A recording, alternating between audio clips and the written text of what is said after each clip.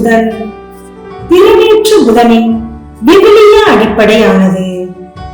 நற்செய்தி நூல்களை எழுதிய மத்தேயு, மார்க், லூக்கா ஆகியோர் இயேசு 40 நாள் இரவும் பகலும் பாலைநிலத்தில் நோன்பிருந்ததை மத்தேயு 4:1-11, மார்க் 1:12-13, லூக்கா 4:1-13 உள்ள இறை வசனங்களில் குறிப்பிடுகின்றனர்.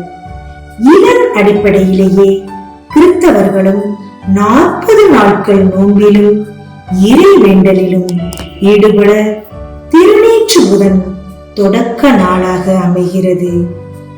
கடந்த ஆண்டு குருத்தோலை ஞாயிறன்று வழங்கப்பட்ட குருத்தோலைகளை எரித்த சாம்பலை நாம் பூசிக்கொள்வது தவத்திற்கும் தன் ஒருத்தலுக்கும் மனமாற்றத்திற்குமான அடையாளம்.